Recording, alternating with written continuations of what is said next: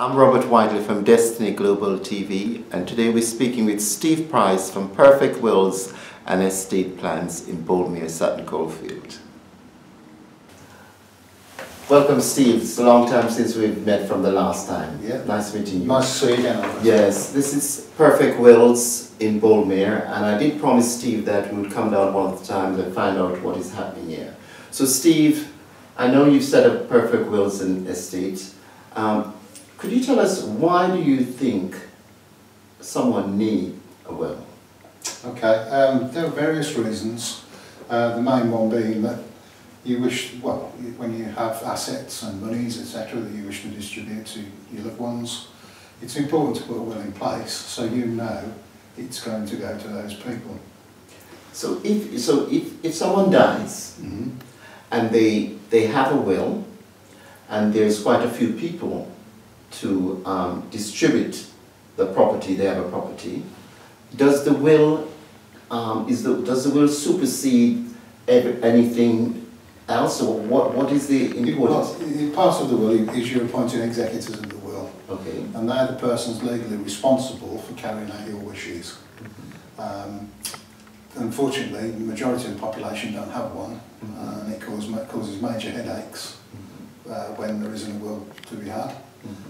Then somebody has to take on the responsibility of executing the estate. When you go down probate route, that then leads to less administration rather than probate.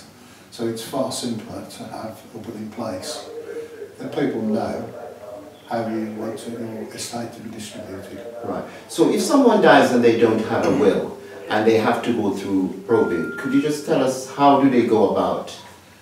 It's a process of completing application forms and tax returns, etc. Sending documentation off, which we can help with, and part of the services that we offer, handling the paperwork, dealing with probate office to make sure that the letters of administration eventually come through. Unfortunately, it's a long-winded process. Yes, as I know. You know, Yeah. And it is far easier if you have a will in place. Okay. They haven't got a will in place, the person dies, and they have to go through probate. So that person becomes the executor, or the administrator. The administrator. What is the power of the administrator? They're granted virtually the same power as an executor would be.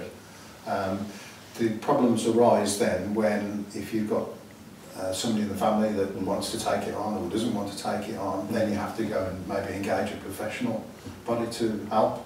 And then obviously tax cost. Yes, cost. If you've got somebody that's left the will, they've nominated their executors, and it's generally husband or wife or partner or children, providing they're over 18, who you trust to carry out your wishes. And the executor can sell the property and distribute whatever. Once the grant of probate or letter of administrations are issued, then they have the rights to be able to sell the property. What about if they come in contact with the rest of siblings who do not want to sell the property, and then they're contesting it? Again, unfortunately, wills are being contested. The only surefire way to protect your assets is to set up trusts, which I'm sure we'll go on to in a while. But yeah, the difficulty is then, if you do have siblings who do wish to cause problems, it can be a long drawn out affair. So it would have to go through the courts, and potentially, and obviously solicitors got to be involved. Yeah, and which then it's costly. Costs, which reduces the amount of the inheritance to the beneficiaries because it comes from the estate invariably.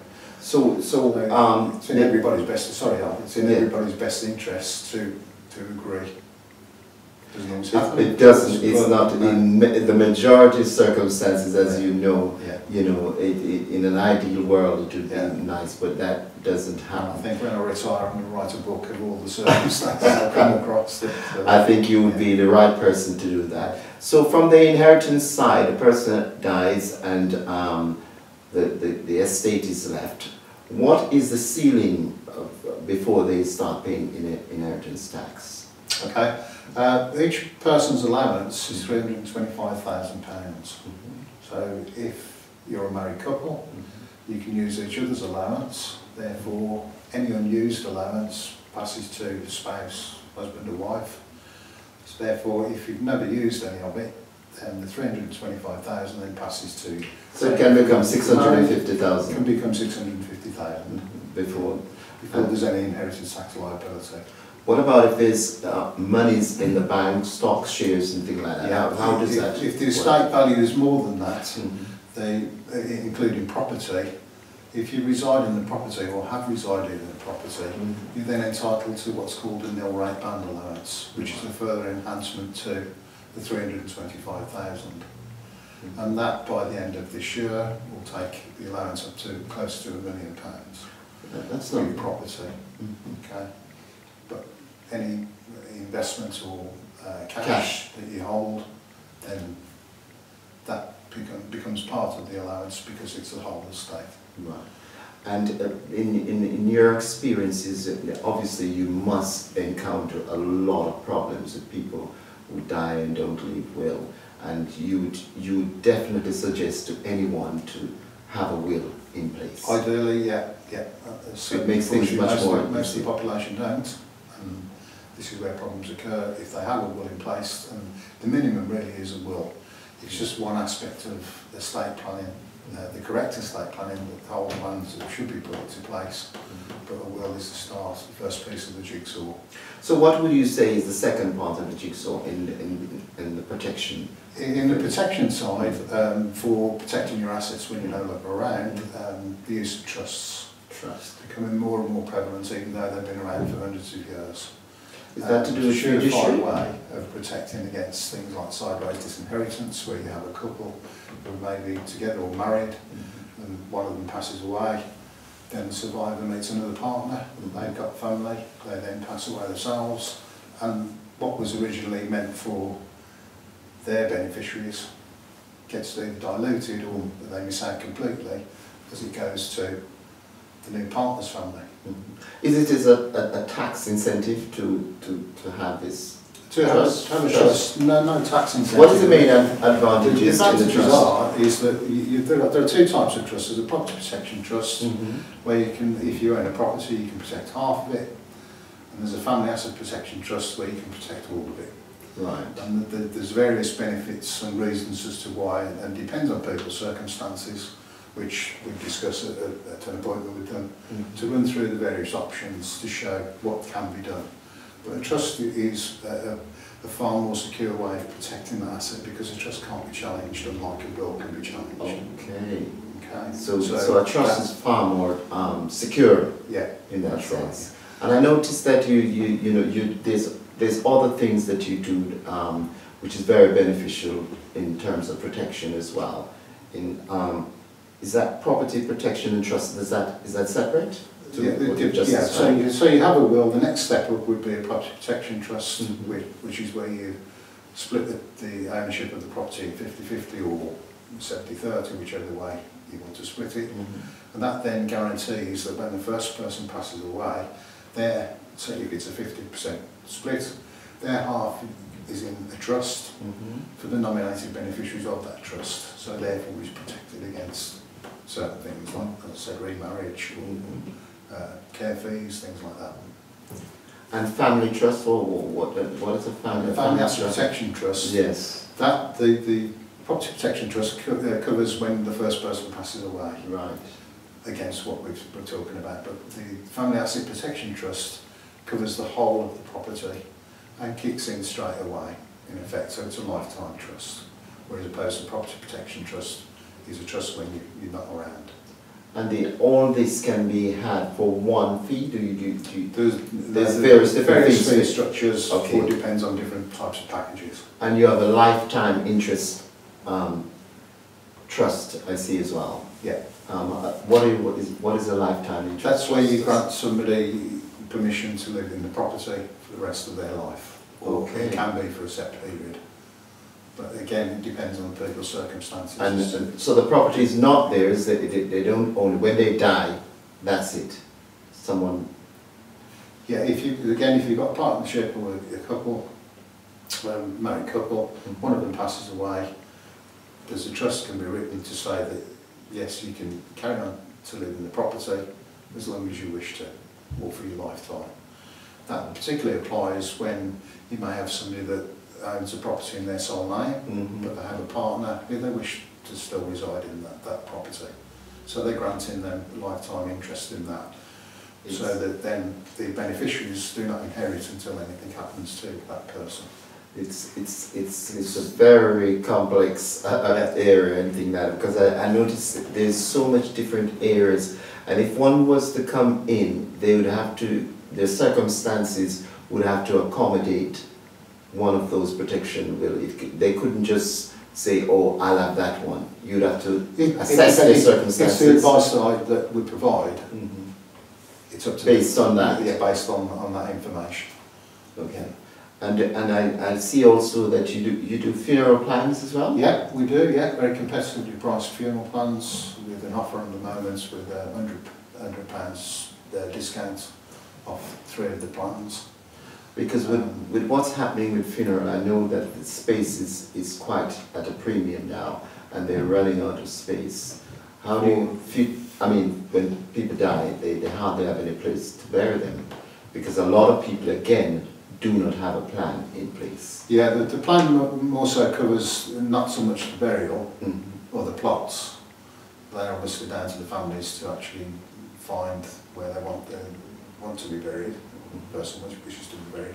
But the funeral plan itself is set up to make sure that it's a fixed cost in today's market, right? Rather than, as an example, the most popular plan that we do is £3,795. What does that cover? £100 discount off that. That's a fixed fee that can be either paid in one lump sum or a deposit paid. Is that funeral or cremated? And that's a cremation or a burial, but it doesn't include the plot. Right. The plot is a separate issue. So that then fixes that to today's prices. So as you're probably aware, funeral costs are rising year on year out. Yes, it is. So in 10, 20, 30 years' time, it could be 15,000. It could be 15, 20,000, who knows. So if the person takes out a plan now, it's like a prepaid plan instead, and if they come in to have a funeral straight away, instantly, obviously it will be more expensive then. So your advice is for them to take out a plan. That's right, take the plan out as early as possible. I've come across instances where people have taken out plans 15 years ago and they don't use it. £1,000. So therefore they've saved, well, they'll save the family a lot of money because it's in place now. And everyone, that's the one road that everyone has to take. Unfortunately, yeah. I haven't seen anybody come out alive, no. You know. And nobody's ever come back to tell us the story, not even Houdini himself. And your power of attorney, I mean, I think that's a very important thing to have, because people in mental health and things like that. All what we've discussed so far is to do with when you're not here. Right. Power of attorney, or lasting power of attorney, as it's known now, is to do with, whilst you're still alive, you may become incapable of looking after your own affairs. That can be a result of an accident, a stroke, dementia, credit disease, general ill-being, bedridden, things like that. You're just not capable. And you're just not capable of looking after your own interests. So that person takes the place. So yeah, so you would nominate against somebody you trust, at least 1 or 2 persons, to handle your affairs for you. And that's to cover 2 aspects: your property and your financial affairs, and your health and welfare.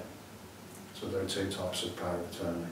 So that power of attorney now gives that person to act as you. Yeah, that's correct. So it's almost giving that person the sole right to run everything. Yeah. Yeah. So that person has to be really trusted for the collection. Yeah. Usually in your capacity, you find that a member of the family. It's generally husband or wife or partner or children. Yeah, in general. You can apply to a professional body if you want to. Again, that is very costly. It would add to the cost. So in your advisory capacity, someone is coming off the street, they haven't got a will, they've got no protection, they've got children, they just in their 30s, what would your advice be to them? My advice would be to them to set up a will, definitely set up power of attorney, because that for me is so important at any age, because you never know what's around the corner, unfortunately. And depends on if they own a property or not, to look at a property protection trust. Right. Okay. More, let me say, mature clients, yes, they would then more than likely look at setting up a family asset protection trust, because you may have when you're not so mature, you've still got a mortgage on the property, therefore there's less equity. It's when the equity builds up to more than 50% that the family asset protection trust works best. I think we've covered quite a concise information. Steve, I was saying that, is there any question you think that I didn't ask that you could highlight about your business? Just to say where we are, so people know the location, telephone numbers, etc. So the company is actually Perfect Wills and Estate Plans, and we're on 54A Boldmere Road, Sutton Coldfield, and that's B735TJ. Telephone number is 0800 531 6283. And we do home visits, so that's very important. A lot of clients prefer to see us at home. It's not an issue with us. Like a lot of companies, they won't offer that service. I think that's a very good service to have. We also cover a radius of up to 30 miles from the office, so virtually the whole of West Midlands. That's a long time. So yeah, so I'm not sure.